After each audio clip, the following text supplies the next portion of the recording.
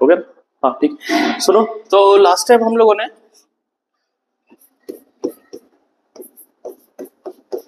Vector analysis start किया था, vector analysis, जिसके अंदर आपको मैंने जो बेसिक में एग्जांपल रिपीटेशन करा रहा हूं, एक बार वापस से देख लीजिए कि जो भी हम लोग फिजिक्स पढ़ रहे हैं, फिजिक्स के अंदर हर चीज किससे बनी है? फिजिकल क्वांटिटी से। ये जो फिजिकल क्वांटिटी है, फिजिकल क्वांटिटी का मतलब ऐसी हर वो चीज जो फिजिकल स्ट्रेंथ लेकर आ रही है, चाहे वो फोर्स हो, चाहे वो डिस्प्लेसमेंट हो, चाहे डिस्टेंस हो, इवन जो भी चीज मेजरेबल है, जिसे आप मेजर करने वाले हैं, नापने वाले हैं, वो सब कैसी क्वांटिटी है? मेजरेबल क्वांटिटी, जिसे हम क्या कहते हैं? Physical quantity. In physical quantities को हम मेन तरीके से, इसको दो नाम से दिया आपने। एक तो दिया इसको किसका? स्केलर, जिसके अंदर सिर्फ क्या था? मैग्नीट्यूड। मैं एक बार स्टार्ट से बता रहा हूँ पूरा ना, देख लेना, ये रिवीजन था, ठीक है? कुछ चीजों में जैसे आप शायद हिंदी के ना, हिंदी में प्रॉब्लम, मैं बताता रहूंगा ये सब ना। मैं आपको जैसे सुनते रहो चीजों को, क्या है, फिर मैं आपको बाद में एक्सप्लेन भी करूंगा इसका हिंदी में क्या मतलब होता है। अभी सिर्फ टर्मिनोलॉजी पढ़ो, बाकी हिंदी में ही बताऊंगा बाकी सारी चीजें, ठीक है? Scalar and another one is vector. Vector के अंदर दोनों चीज आएंगी, मैग्नीट्यूड प्लस डायरेक्शन। ये सब बातें डिस्कस हुई थी अपनी, कोई दिक्कत नहीं है, ठीक है? जब यहां तक मैंने पहुंचा तो सबसे इंपॉर्टेंट बात शुरू हो गई थी, रिप्रेजेंटेशन ऑफ वेक्टर। जब रिप्रेजेंटेशन ऑफ वेक्टर की बात की तो हमने बोला कि कोई भी फिजिकल क्वांटिटी जो होगी, उस फिजिकल क्वांटिटी को हम रिप्रेजेंट करेंगे with the help of vector. तो उसके दो तरीके होंगे, एक होगा कैसा? ग्राफिकल। Graphical method. इस ग्राफिकल मेथड में क्या होगा कि ये एक अपने पास में एरो होगा और ये उसका क्या होगा? हेड। तो किसी भी एरो, ये पूरा क्या है? एरो। ये जो एरो है ये हमें किसके बारे में बता रहा है? किसी वेक्टर के बारे में। अब वेक्टर में क्या क्या होता है? मैग्नीट्यूड भी होती है और डायरेक्शन भी होती है। तो एरो की जो टेल होगी वो हमें क्या बता रही है? मैग्नीट्यूड। जो इसका हेड है वो हमें क्या बता रहा है? इसकी डायरेक्शन। मैग्नीट्यूड मतलब परिणाम, मतलब जैसे कोई बोले 12 न्यूटन की फोर्स लगी, 12 न्यूटन की फोर्स लगी, तो 12 जो है वो क्या है? मैग्नीट्यूड। और डायरेक्शन कहां लगी? नॉर्थ में लग रही है, तो नॉर्थ क्या है? उसकी डायरेक्शन। तो पहला तरीका तो क्या होता है? ग्राफिकल मेथड से ये। दूसरा होता है एनालिटिकल।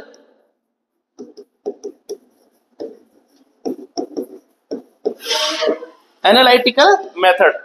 एनालिटिकल मेथड ये कह रहा है कि हम किसी बॉडी पर अगर कुछ फोर्सेस लग रही हैं तो उसे हम क्या कर सकते हैं? जस्टिफाई कर सकते हैं। लाइक ये वाली फोर्स कहां लग रही है? तो आप बोलोगे सर वाई एक्सिस पर। आपको सबको पता है ना, this is called Y axis, this is called X axis.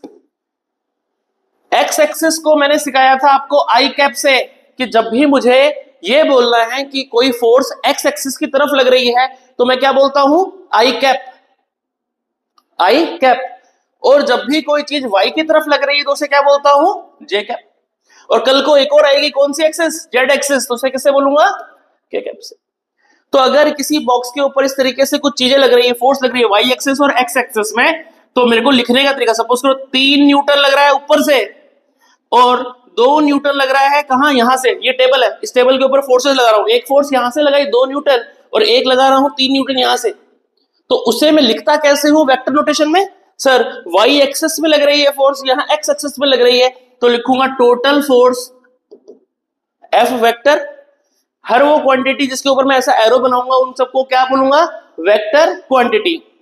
लिखने का तरीका, सर 2 कहां लग रहा है? एक्स में लग रहा है, तो लिखूंगा 2 आई कैप। सर उसके बाद वाई में,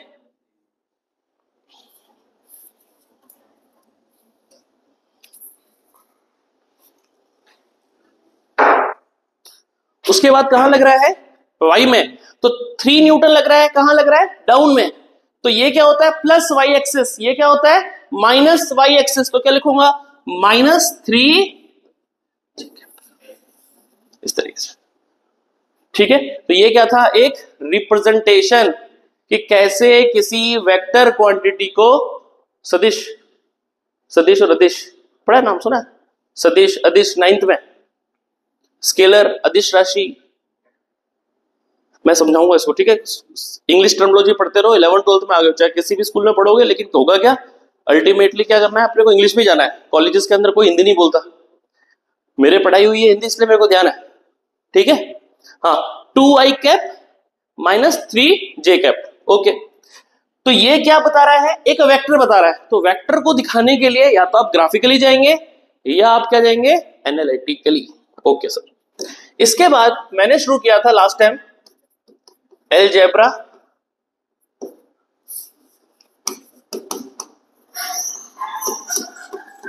ऑफ वेक्टर, यानी कि एक तरीके से अलजेब्रिक ऑपरेशंस लेकर आ रहे हैं किसके, वेक्टर के, यानी को जोड़ते कैसे, ऐड कैसे करते हैं, सब्सट्रैक्ट कैसे करते हैं, इन्हें मल्टीप्लिकेशन कैसे करते हैं, वो सारी चीजें मैं आपको बताने वाला हूं।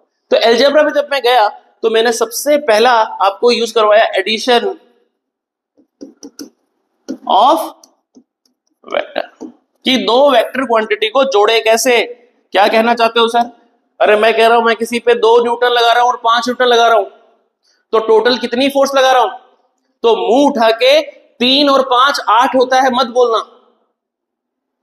मैंने बोला मैं किसी बॉडी पे 3 न्यूटन लगा रहा हूं, 5 न्यूटन लगा रहा हूं, टोटल कितनी फोर्स लगा रहा हूं सर, 3 और 5 8, नहीं, आंसर कैसा है, गलत।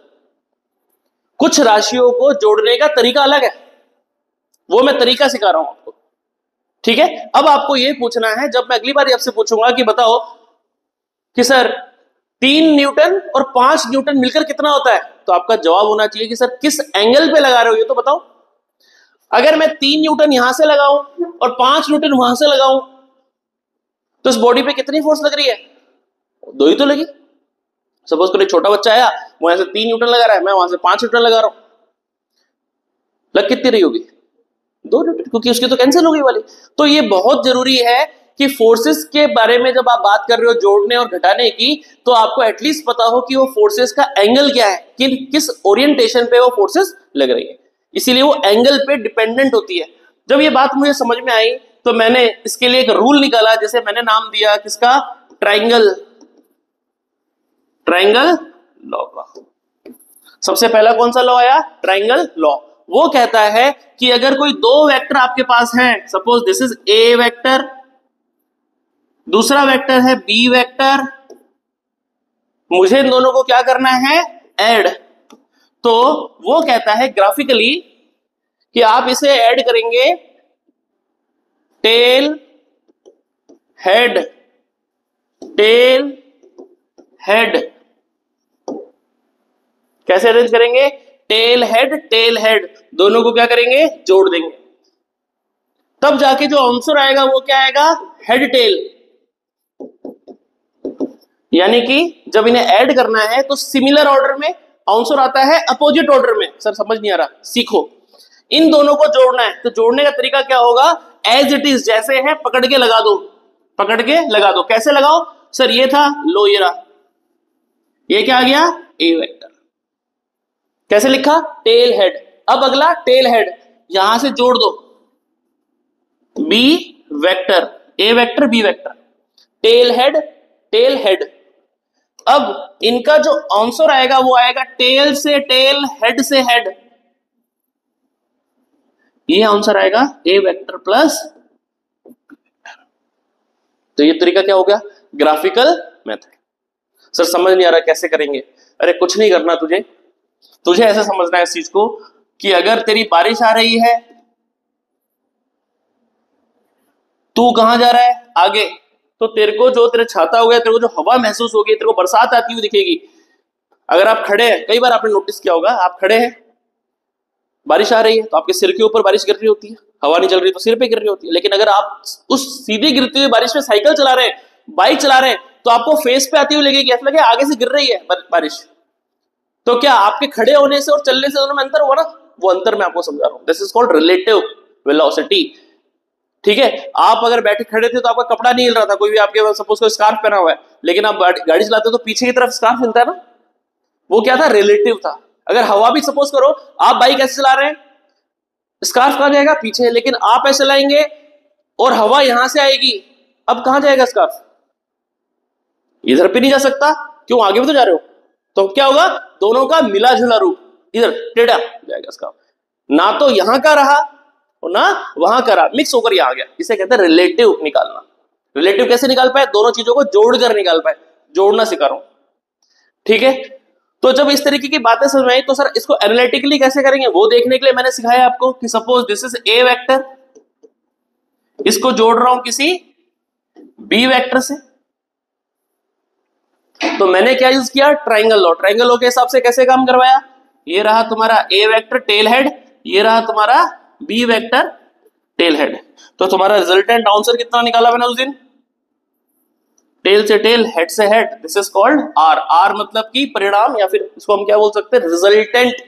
रिजल्टेंट वेक्टर, परिणामी वेक्टर, परिणामी हिंदी में बोलते हैं परिणामी, दोनों को जोड़ने के बाद कितना है, R. This is called A and B, A vector B vector. दोनों में कितना एंगल था बीच में, थीटा, ठीक है। मैंने पिछले लेक्चर में सारा समझा रखा है, मैं आप सिर्फ रिवीजन करा रहा हूं अभी। तो उसका जो आर बना था उस दिन मैंने जो सिखाया था, आर, इसका ट्रायंगल फॉर्म किया था, सारी चीजें सिखाई थी, तो बन गया था अंडर रूट के अंदर A square B square 2ab cos of, this is the formula.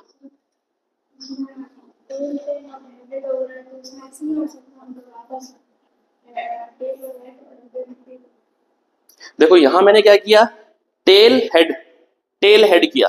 अब आप बोल रहे मुझे तो और अरेंज करना है, मैं इसको पीछे लेकर आता हूं, अगले टॉपिक पे लेकर आता हूं। देखिए दो वेक्टर मैं बना रहा हूं अपनी मर्जी से, एक को मैंने बनाया ये, ठीक है, दूसरे को मैंने बना दिया ये लो।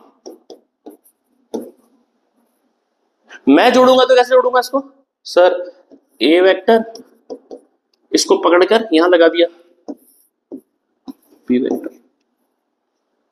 आप कह रहे हो कि नहीं सर मैं तो ऐसे करूंगी, ये लो बी वेक्टर और इसको उठा के लगाऊंगी यहां, टेल हेड, क्या यही बोल रहा हो?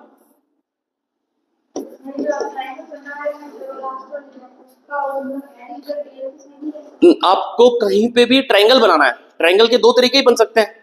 जैसा आप पीछे बोल रहे हो कि सर आप ये बोल रहे थे कि टेल को ऐसे उल्टा कर दूं, उल्टा कैसे करोगे, ऐसे में क्या हो जाएगा, उल्टा कर दिया तो क्या हो जाएगा, tell head tail head tail head, सबके ऑर्डर कैसे हो गए, सेम हो गए। जबकि मैंने ट्रायंगल लॉ जब लिखवाया था तो क्या बताया था कि ऐसे जोड़ो कि दो टेल हेड में आए सेम ऑर्डर में, लेकिन उनका आंसर आया वो कैसा है, अपोजिट ऑर्डर में है, ठीक है।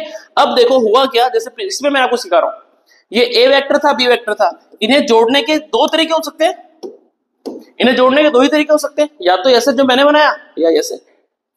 एक बार मैंने ए को ले लिया फिर बी को रखा, फिर इसमें क्या किया मैंने, बी को पहले ले लिया ए को बाद में रखा। इसमें आंसर आएगा ए से बी से ए, तो ये आएगा टेल से टेल हेड से हेड, ए वेक्टर प्लस, यहां क्या आएगा, टेल से टेल हेड से हेड, दोनों आंसर कैसे होंगे, सेम। यानी कि A vector plus B vector is equal to B vector plus A vector. इसे 6th-7th क्लास में कहते हैं it hold commutative law. 6th-7th class में कहते हैं कम्युनिकेटिव एसोसिएटिव, याद है 6th क्लास की मैथमेटिक्स में लिखा रहता है A plus B is equal to B plus A. It hold commutative law, hold करता है, किसको पहले ले लो कोई फर्क नहीं पड़ता, किसी को भी ले सकता है। क्लियर, पक्का। इससे मैंने छोटे छोटे क्वेश्चन भी करवाए थे आपको कि 2 और 4 को मैंने 3 और 4 को जोड़ना तरीका सिखाया था। कभी वो आंसर 1 दे रहे हैं, कभी वो अपना आंसर 5 दे रहे हैं, कभी वो अपना आंसर 7 दे रहे हैं, है ना, अलग अलग तरीके से करवाया था, 3 टॉपिक करवाए थे मैंने। क्लियर है बात, पक्का। चलिए आज मैं जा रहा हूं बी टॉपिक पे, बी यानी कि ट्रायंगल लॉ कंप्लीट है। अभी आ रहा है अपना नेक्स्ट पैरेललोग्राम लॉ। कौन सा आता है, पैरेललोग्राम लॉ। पहले का क्या नाम था, ट्रायंगल लॉ, दूसरे का क्या है, पैरेललोग्राम लॉ। करना क्या है, ऐड ही करना है, तो आंसर क्या आने वाले हैं, आंसर क्या आने वाले हैं, सेम। अरे ऐड ही तो कर रहा हूं, तरीके अलग अलग है। एक तरीका कौन सा बताया, ट्रायंगल लॉ, सर अच्छा नहीं लगा, कोई दूसरा तरीका से कर ले, दूसरे तरीके से कर ले। दूसरा तरीका कौन सा है? Parallelogram law. ये कहता है if two adjacent side of parallelogram represent two vectors, then the diagonal represent its resultant। अब इसमें क्या फायदा हुआ? अब ये टेल हेड वाली बीमारी दूर हो गई। पैरेललोग्राम कह रहा है कि आप मेरी कोई भी दो एडजेसेंट का क्या मतलब होता है? पास पास वाली, किसी भी दो पास पास वाली साइडों को क्या मान लो? वेक्टर। तो पैरेललोग्राम की जो डायगोनल बनेगी वो मेरा क्या होगा? रिजल्टेंट, यानी कि मेरा क्या होगा? आंसर। सर करके दिखाओ तो, कैसे बोलना चाहते हो आप? लो, this is A vector, this is B vector, दो वेक्टर, इनको मैं क्या कर रहा हूं? ऐड कर रहा हूं। लेकिन इस बार तरीका कौन सा है? पैरेललोग्राम लो। वो कह रहा है किसी पैरेललोग्राम की दो साइड बना लो, तो एक वेक्टर ये रहा, एज इट इज उठा के रख दूं, कोई दिक्कत नहीं है। बी वेक्टर को उठा के क्या रख दूं? अगल बगल वाली साइड चाहिए, साइड वाली चाहिए, तो ये लगा दिया मैंने B vector, A vector B vector जोड़ दिया। इनके बीच में एंगल कितना है? तो ऐसा करने से अब मेरा एक पैरेललोग्राम बन रहा है। सब दिख नहीं रहा? बना लो, ये बन गया parallelogram. O P Q S parallelogram बन गया। ये किसको बता रहा है? पहले वेक्टर को। ये किसको बता रहा है? सेकंड वेक्टर को। तो जो डायगोनल बनेगी, ये जो डायगोनल बनेगी इसे कहेंगे आर वेक्टर, जो बनेगा ए वेक्टर प्लस। जो होशियार है वो कहेगा कि यार सर क्यों उल्लू बना रहे हो, ट्रायंगल और ये एक ही तो बात है। अगर मैं बोल दूं ये बी वेक्टर, सर पैरेललोग्राम की अपोजिट साइड्स क्या होती हैं? इक्वल। ये बी है तो ये भी क्या होगा? बी। इसको भूल जाओ, ट्रायंगल वही तो बना। टेल हेड, क्या हुआ? हाँ ठीक है, तो इसको हटाऊं तो ये क्या बना? ए, और ये B. Tail head tail head, tail tail head, एक ही बात। तो चाहे मैं ट्रायंगल लॉ बोलूं, चाहे पैरेललोग्राम लॉ बोलूं, तरीके अलग अलग है, आंसर तो क्या निकल के आने वाले? सेम। तो इसका भी जो आर होगा उसका फॉर्मूला क्या हो जाएगा? मैग्नीट्यूड का अंडर रूट ए का स्क्वायर बी का स्क्वायर 2ab cos। क्लियर है क्या? पक्का? यानी कि मैं चाहता हूं कि आप लोग सब जानते हैं कि अगर सर ये बॉक्स है, इस पे एक फोर्स लगे 2 न्यूटन और एक फोर्स लगे 5 न्यूटन, दोनों के बीच में जो एंगल हो वो कितना हो? 60 degree. Find total force acting on body.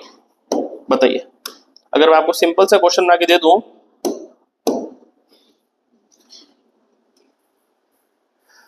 एक बॉडी है उस पे 2 न्यूटन लग रहा है यहां से, और यहां लग रहा है कितना? 5 न्यूटन, और दोनों के बीच में एंगल कितना है? कितना फोर्स लग रहा है इसके ऊपर? तो पहले जब हमने ये नहीं पढ़ा था तब तो क्या बोलते? सर 2 और 5 7 न्यूटन। लेकिन अब पता है कि 7 न्यूटन तो उसका आंसर आएगा नहीं। अब तो क्या है? फॉर्मूला कौन सा है? ये वाला। तो अब क्या लगा देंगे?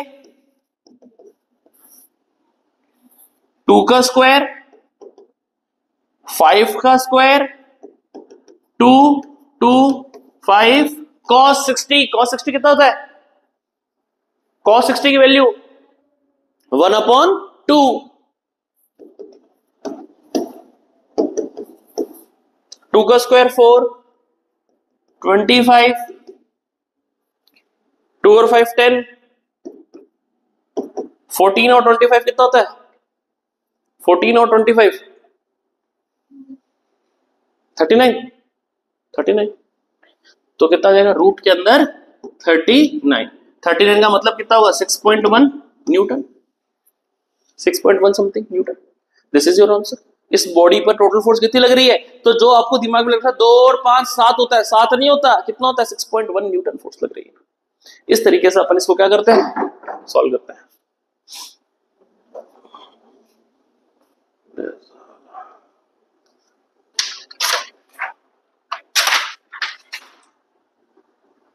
बोलो सही है?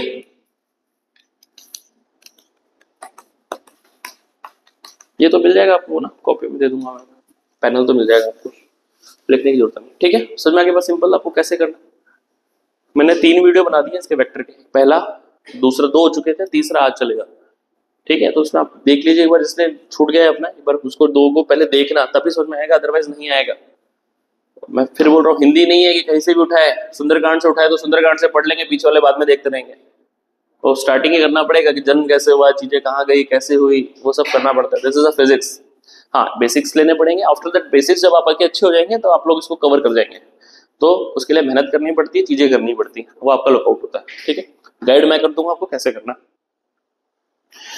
चलिए, जब पता चला कि हम कैसे वेक्टर्स के साथ खेलते हैं, वेक्टर को जोड़ते कैसे हैं, इस तरह की चीजें, तो उससे पहले अब नेक्स्ट टॉपिक कर लेंगे कि सर ठीक है, ऐड करना सिखा दिया, अब क्या सिखाओ, सब्सट्रैक्शन करना सिखाओ, माइनस करना सिखाओ। ठीक है, तो मैंने कहा उससे पहले हम चलते हैं हमारे एक और टॉपिक पे, उसका नाम है टाइप्स ऑफ वेक्टर। ये वेक्टर कितने टाइप के होते हैं, कैसे कैसे होते हैं। ठीक है, तो उस चीज को समझने के लिए आप सबसे पहले देखिए, क्या आपको पता चल गया वेक्टर किसे कहते हैं? हाँ सर, हर वो फिजिकल क्वांटिटी जिसके पास डायरेक्शन होगी, जिसके पास उसका मैग्नीट्यूड होगा, उसे हम क्या कहेंगे, वेक्टर। कितने टाइप के होंगे, कैसे होंगे, सारी बातें बताओ। अच्छा सर, मैं कई बार फर्स्ट मैं किसी चीज को कहूंगा, सबसे पहला नाम दूंगा पोजीशन वेक्टर। क्या कहूंगा, पोजीशन वेक्टर। अगर किसी ग्राफ के ऊपर, अगर यहां पे ओरिजिन है और यहां कोई पॉइंट है 2,3, तो किसी रेफरेंस पॉइंट से आपकी जो पोजीशन होगी उसकी तरफ इंडिकेट करता हुआ वेक्टर कहलाता है पोजीशन वेक्टर। सर समझ नहीं आ रहा, और एग्जांपल दो, प्रैक्टिकल एग्जांपल दो। हम आजकल लोकेशन शेयर करते हैं व्हाट्सएप पे, कभी देखी है इसकी एक्चुअल कैसे आती है लिखी हुई? किसी ने लोकेशन देखी है आपकी? वो आप तो सिर्फ अपने लिख देते हो आजकल, करंट लोकेशन, लाइव लोकेशन। जब उसको आप सर्च करेंगे, देखेंगे, तो वो कुछ ऐसे दिखती है। उसको और ओपन करेंगे, डिटेल में देखेंगे तो लिखा होगा north 27 degree 23 minute 31 second, south, ये नॉर्थ साउथ पूरे कोऑर्डिनेट आता है एकदम पूरे लिखे हुए, जिसको एक्चुअल में पुराने टाइम के अंदर मिलिट्री वाले यूज करते थे। जैसे आजकल है, पहले से ही पता है, जैसे बोला ना वो अभी एयर स्ट्राइक किया तो बोला घुस गए, अरे ऐसे थोड़ी देख मन में आया जा घुस गए। पहले क्या किया, टोटल पहले पूरा देखा कौन से कोऑर्डिनेट पे कौन सा उनका ठिकाना है, पहले से पता है। लेजर गाइडेड मिसाइल है पूरी, गए सीधा मिसाइल छोड़ी, डायरेक्ट वो जाके हिट करके आ गई, वापस प्लेन को अंदर घुसने की जरूरत भी नहीं पड़ी। सारा चीज चल रहा है। हर चीज किससे होती है, लोकेशन से होती है। लोकेशन देखनी है आपको, तो लोकेशन किसके रिस्पेक्ट में देखी जाती है, कोई रेफरेंस पॉइंट, कि दिल्ली के इस हेडक्वार्टर से कोई जो जगह है वो कहां पे है। हमने पूरी की पूरी अर्थ को क्या बांटा हुआ है, कोड देखा हुआ 6th क्लास की एनसीईआरटी ज्योग्राफी के अंदर, वो मेरिडियंस और वो होते हैं ना, इधर पे क्या लैटिट्यूड्स एल्टीट्यूड सब मेजर होता है अपने। इंडिया की लोकेशन कहाँ है, जीएमटी से हम कितने 5 घंटे 30 मिनट्स की दूरी पर है, वो सब पता है। ठीक है, तो आप चीज देख सकते हो कि हर किसी की क्या होती है, पोजीशन। तो पोजीशन को समझने के लिए अपने को देखना होता है कि उसके कोऑर्डिनेट क्या है।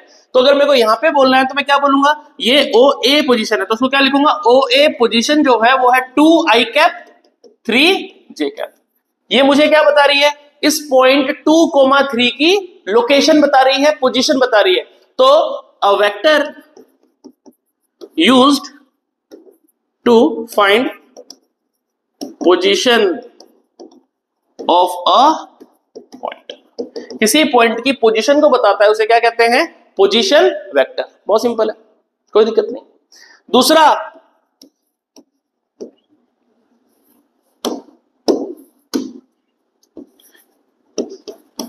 Displacement vector. सर साफ साफ दिख रहा है, इस पॉइंट से उस पॉइंट का जो डिस्प्लेसमेंट होगा उसे क्या कहेंगे, डिस्प्लेसमेंट वेक्टर। यानी कि शॉर्टेस्ट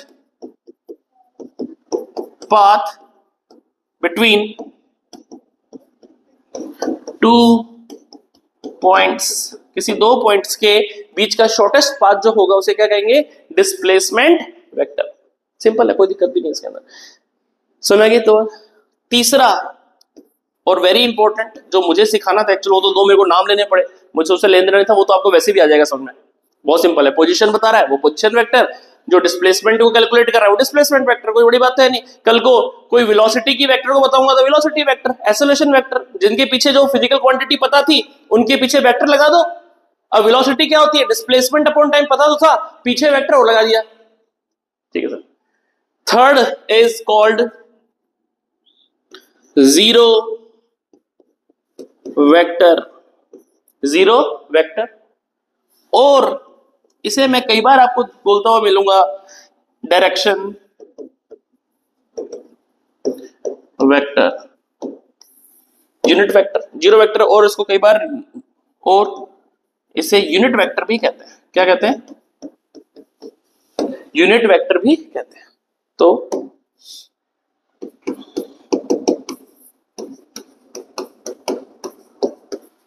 यूनिट वेक्टर और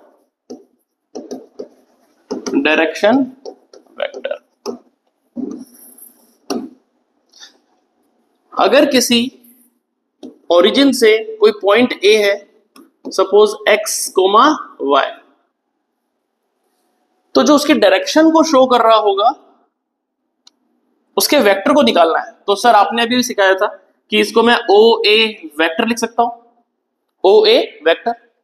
ओ ए वेक्टर को लिखने का तरीका सर आपने सिखाया, x i cap y j cap, x i cap y जे, अभी लिखा था 2 और 3 का, 2 आई कैप 3 जे कैप, ऐसी x i cap y j cap. मैंने सब सिखाया आप लोग को, सब बताओ सर कैसे कर रहे हो, समझ नहीं आ रहा। सपोज करो मैंने यहां पर एक वो राउंड बना दिया, होल है यहां पे, इसकी पोजीशन क्या है, तो आप यही तो बोलोगे कि सर अगर मैं इस पॉइंट को ओरिजिन मान लूं तो उससे 1 2 3 4 5 6, 1 2 3 4 5, तो 6,5, तो ये क्या बता रही है, इसकी बोर्ड के ऊपर पोजीशन। सिंपल वही चीज चल रही है। तो सर ये तो क्या हो गया, वेक्टर। इसे क्या नाम देंगे, पोजीशन वेक्टर। अगर मैं यहां से लेकर यहां तक का मैग्नीट्यूड निकाल लूं तो इसका ओ ए का मैग्नीट्यूड कैसे हो जाएगा, तो सर मुझे यहां से लेकर यहां तक इसकी क्या निकालनी है, डिस्टेंस निकालनी है। तो यूज करूंगा कौन सा formula, distance formula, 10th class में पढ़ा है। ये ओरिजिन है यानी कि 0,0।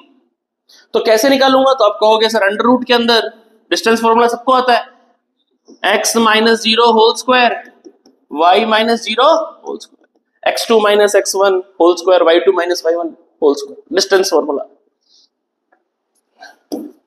क्या बन गया, x का स्क्वायर y का स्क्वायर। ये मुझे क्या बता रहा है, इसका मैग्नीट्यूड। सर किसी वेक्टर के पास में मैग्नीट्यूड होता है और डायरेक्शन होती है, तो अगर मुझे इसकी डायरेक्शन निकालनी है तो वैसे लिखूंगा ओ ए वेक्टर की कैप। जब भी मैं कैप लगाता हूं तो वो मुझे क्या बताती है, उसकी डायरेक्शन। कैसे निकालूंगा कि सर ओ ए वेक्टर को डिवाइड कर दो ओ ए वेक्टर के मैग्नीट्यूड से। जब मैं किसी वेक्टर से उसका मैग्नीट्यूड खींच लूंगा तो पीछे क्या बचेगी, डायरेक्शन। तो आंसर क्या बन गया, x i cap y j cap divided by under root x का स्क्वायर वाई का स्क्वायर। ये तरीका क्या होगा, मेरी डायरेक्शन को बताने का। ठीक है, तो यूनिट वेक्टर और डायरेक्शन वेक्टर का एक्चुअल जो मतलब निकल के आ गया, have magnitude 1। Her unit vector का मैग्नीट्यूड कितना होता है 1, क्योंकि ये सो काटेगा, काट के कितना बचेगा 1 ही तो बचेगा। मैग्नीट्यूड था, पूरा वेक्टर था, उसके डायरेक्शन से तो कट गया, तो पीछे कितना बचा 1, इसलिए इसको नाम क्या दिया गया है यूनिट वेक्टर। ठीक है, इस तरीके से करेंगे। तीसरा हो जाएगा, सॉरी चौथा हो जाएगा, फोर्थ नेगेटिव। ये भी इंपॉर्टेंट है।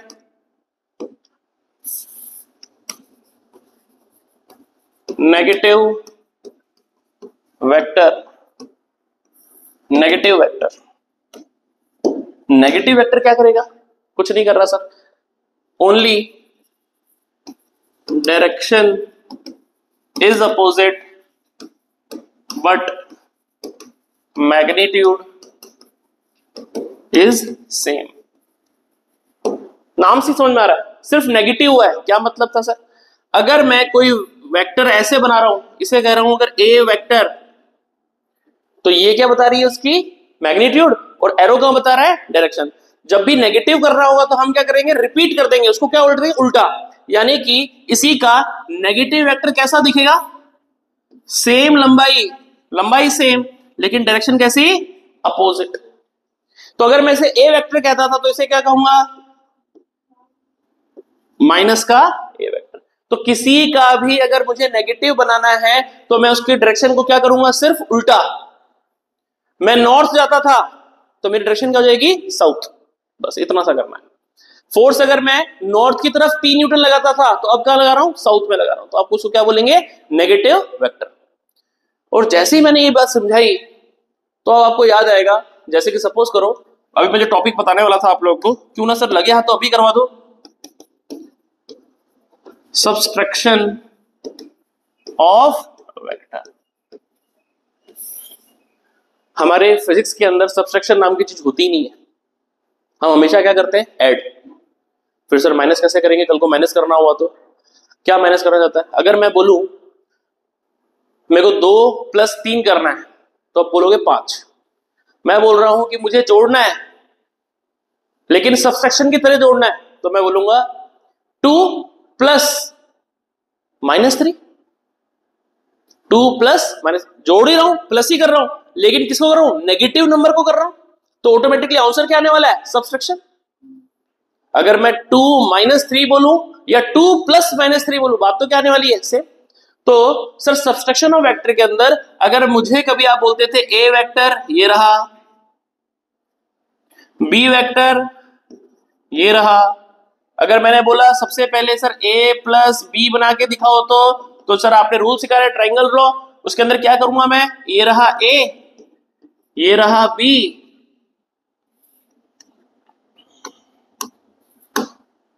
और ये रहा उनका resultant a vector + b vector. अच्छा सर अगर मेरे को नेगेटिव करने के लिए बोलूंगा तो आपको, तो मैं बोलूंगा बिल्कुल करता हूं, तो a वेक्टर -b वेक्टर। तो वो a - b वेक्टर मैं आपको कैसे सिखाऊंगा, a वेक्टर + -b वेक्टर। कैसे करेंगे, यहां इधर देखिए सर, a वेक्टर ये रहा, ये लो a vector, sir b vector कहां था वहां, मैं इसको कैसा कर रहा हूं, इधर वापस, ये हो जाएगा माइनस का b वेक्टर। अरेंज कैसे करूंगा, tell head, tail head, tail head, ये हो जाएगा b वेक्टर कौन सा वाला, माइनस का, और ये वेक्टर कौन सा हो जाएगा, ये वेक्टर। तो यहां तो क्या रहा था, a + b, यहां a + b क्या आएगा, ये आएगा a वेक्टर + का b वेक्टर। देखो हो गया ना, कब हो गया। तो ऐड करने का तरीका क्या हो जाएगा, सिंपल। ठीक है, ऐसे करते हैं नेगेटिव, माइनस कैसे करते हैं, ऐसे। किसी ने बोला सर यहां लग रही है 8 न्यूटन, यहां लग रही है 3 न्यूटन, बताओ कितनी फोर्स लग रही है टोटल, टोटल कितनी फोर्स लग रही है, कितनी बोलोगे? 5। पता चल रहा है सर, देख के पता चल रहा है। अरे देख के नहीं, अपने को फिजिक्स है, आना चाहिए कैसे हुआ। अच्छा आना चाहिए तो करके दिखाते हैं सर। हमारा आंसर निकालने का तरीका तो वही रहेगा, a square plus B square plus 2ab cos of theta. 8 का स्क्वायर 3 का स्क्वायर, ठीक है, प्लस 2 इंटू 8 इंटू 3 कॉस। क्या था cos? Angle between two vector. बताओ देखकर कितना एंगल पे आ रहे हैं, दोनों के बीच कितना एंगल है, दोनों के बीच में कितना एंगल है? एक फोर्स लग रही है यहां से 8 न्यूटन, एक फोर्स लग रही है 2 न्यूटन यहां से। कितनी फोर्स है दोनों के बीच? एंगल कितना है दोनों के बीच में? दोनों के बीच में एंगल कितना है? हो गया? हाँ बताओ कितना आएगा? पक्का? हाँ तो 64 प्लस 9 यहां कितना जाएगा? 48। और यहां cos 180 की वैल्यू कितनी बताई? -1। चलो सॉल्व करके बताओ तो कितना आ रहा है? 64 9 और ये माइनस का 48 करो तो कितना आ रहा है? पूरा मिला के देखो तो 64 में से 48 को क्या करो माइनस, और उसमें 9 को क्या करो प्लस करो। जल्दी करो फटाफट।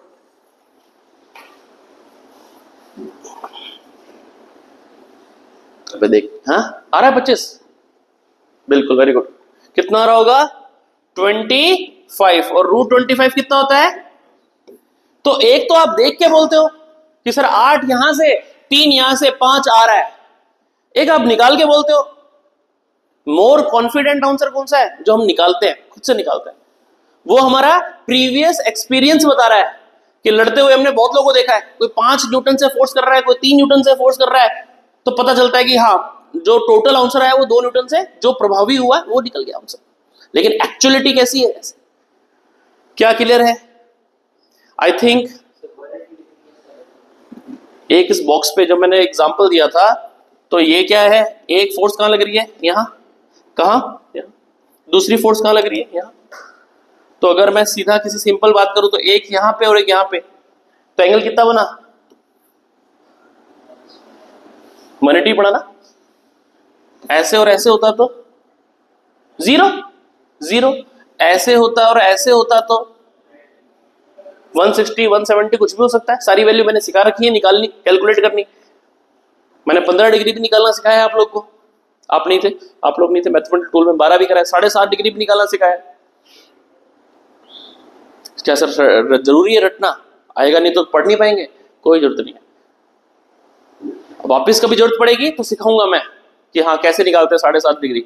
जिन्होंने पहले पढ़ लिया वो पढ़ लिया, कोई दिक्कत नहीं, उसकी कोई रिक्वायरमेंट आएगी नहीं। मैं हमेशा आपको बताता रहूंगा। जैसे cos 180 आ रहा है, अभी आप अगली बार अगर 180 का क्वेश्चन आता है तो मैं एक्सपेक्ट करता हूं कि 180 की वैल्यू आपको पता हो -1 होती है। अगली बार मैं 120 डिग्री की वैल्यू बोलूं तो -1/2 होती है, वो पता होना चाहिए। ये आपको मैं आपसे एक्सपेक्ट करता हूं इतना बस, कि हाँ जो मैंने पढ़ा दिया एटलीस्ट वो याद रखो। ठीक है, तो हमने एडिशन करा, सब्सट्रैक्शन करा, दो वेक्टर्स को कैसे समझा। ठीक है, तो हमने पढ़ा नेगेटिव वेक्टर, और कुछ वेक्टर भी होते हैं। चौथा, फिफ्थ है ये पोलर वेक्टर। पोलर वेक्टर क्या हो जाएंगे?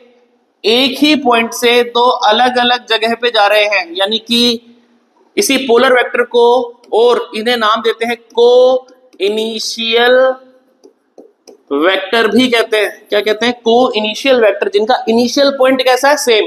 लाइक तुम्हारा घर है, तुम स्कूल जा रहे हो नॉर्थ में, तुम्हारे फादर जा रहे हैं साउथ में, ये गया 8 किलोमीटर, ये गए 6 किलोमीटर, तो एक ही घर था, ओरिएंटेशन क्या था? एक ही था, रेफरेंस पॉइंट क्या था? सेम। एक इधर गया, एक इधर गया, तो एक ही जगह से दो अलग अलग जगह दो वेक्टर्स बने, लेकिन उन सबके को इनिशियल पॉइंट कैसा है? सेम।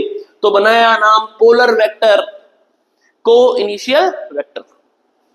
सिंपल है, ये डेफिनेशंस हैं। एक एक मार्क्स में क्वेश्चन पेपर में आ जाती है, अदरवाइज कोई लेना देना नहीं। ठीक है, 6th parallel vector. Parallel vector, अगर दो वेक्टर क्या हैं? एक दूसरे से पैरेलल, ठीक है, तो इन्हें क्या कहेंगे? Simple parallel vector. यानी कि दो गाड़ियां हैं, दोनों एक रोड पे चल रही है, दोनों की स्पीड कैसी है? 30 kilometre per hour, 30 kilometre per hour, दोनों एक दूसरे के पैरेलल चल रही हैं, तो उन दोनों के वेक्टर्स को हम क्या बोलेंगे? Parallel vector. इसमें क्या होता है? Same direction, same magnitude. इसी का उल्टा एंटी पैरेलल वेक्टर। सर नाम से बच रहे, क्यों फालतू दिमाग लगा रहे हो? एक वेक्टर इधर, दूसरा वेक्टर इधर, यानी कि magnitude same but direction opposite. ठीक है, तो कुल मिला के इस तरीके से आपको सेटअप करना है, हो जाएगा। तो ये वेक्टरों का इंट्रोडक्शन था। प्लस करना आपको आ गया, नेगेटिव माइनस करना आपको आ गया, कैसे ऐड करते हैं, कैसे सब्सट्रैक्ट करते हैं। अच्छा सर एक बात समझ नहीं आ रही, अभी तक जो आपने करवाया उसमें सिर्फ दो ही वेक्टर को ऐड करना सिखाया, ए और बी।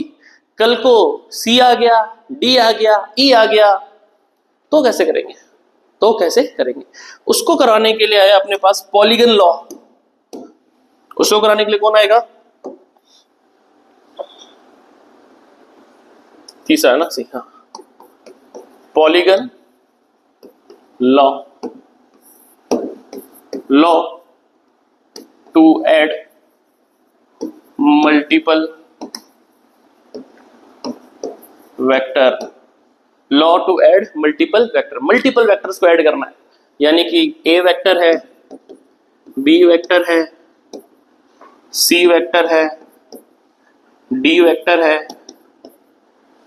अलग अलग वेक्टर है, सबको ऐड करना है। तो उसके लिए कौन सा यूज करेंगे? पॉलीगन। बहुत सिंपल है, कुछ नहीं करना, एक ही रूल पकड़ना है, tail head tail head tail head. Simple. कैसे sir? Tail head, this is a tail head, tail head D, tail head. ठीक है, और होता तो और भी जोड़ता रहता। और जो फाइनल आंसर आएगा वो क्या होगा? टेल से टेल, हेड से head. This is your resultant answer. ठीक है, इन पॉलीगन लॉ कैसे करेंगे इस चीज को, ध्यान से समझना। सबसे पहले ए और बी, किसको पकड़ा? ए और बी को। तो ए और बी का आंसर क्या आएगा? ये, इसे क्या कहेंगे? ए वेक्टर प्लस बी वेक्टर। अब ए प्लस बी सी से बन रहा है, तो कैसे करेंगे?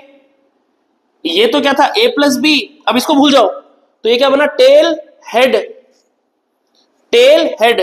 तो ये जो बनेगा आंसर, ये क्या बनेगा तुम्हारा? ए वेक्टर बी वेक्टर प्लस का सी वेक्टर। सही है? तो अब इसको भूल जाओ, ए बी सी को। तो ये क्या बन गया? पूरा वेक्टर ए बी सी, और कौन है? डी। तो उनका आंसर क्या आएगा? टेल से टेल, हेड से हेड। ये जो रेड वाला बना, ये क्या बन जाएगा? A B C D. इसको कहते हैं पॉलीगन लॉ। सिंपल है। ठीक है, अब जब तक इनके क्वेश्चंस नहीं करोगे कुछ समझ में नहीं आएगा, चीजें वो आपको खुद को करनी पड़ेगी। ठीक है, तो मैंने कुल मिला के लॉ, कितने लॉ होते हैं ऐड करने के, वो सारे मैंने करवा दिए। कल से मल्टीप्लिकेशन शुरू करूंगा। ठीक है, तो आज पे इतना ही करो।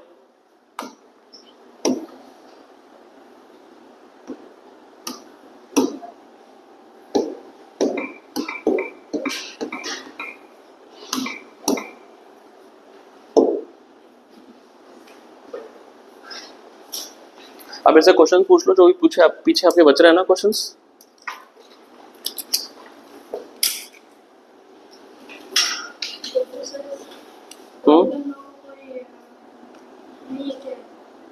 एग्जाम्पल तो फॉर्मूला, दो वेक्टर को जोड़ा, मैं 6 को वेक्टर को जोड़ रहा हूं, मैं 7 को जोड़ू, मेरे को 2 को जोड़ना आता है, वही मैं 6 के लिए जोड़ रहा हूं।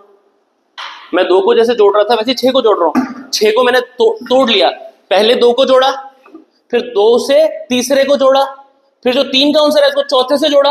मतलब इसको समझने के लिए क्या समझो, सर मेरे को 6 वेक्टर मिल गए जोड़ने के लिए, 6 को भूल जाओ, 2 को जोड़ना आता है तो पहले और दूसरे को जोड़ो, जो आंसर आया उसे तीसरे से जोड़ो, जो आंसर उसको चौथे से जोड़ो।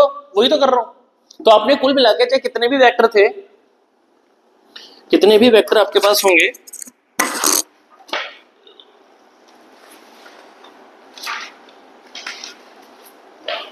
अब ए वेक्टर है, ये बी वेक्टर ले लो, ये सी ले लो, ये डी ले लो, ये डिफरेंट डिफरेंट आ गए। आप कुछ करने की ए और बी को जोड़ूंगा तो टेल हेड, ये ए ये बी, ये आंसर आ गया अपना ए वेक्टर प्लस बी वेक्टर।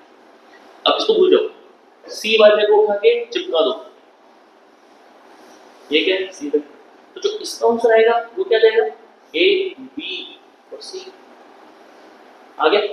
फिर सी से डी को उठा दो, डी कौन सा था ये, तो अब इसको भूल जाओ फिर टेल से है, ये क्या बना ए बी सी डी। तो मल्टीपल का जोड़ लो, क्या दिक्कत है, ठीक।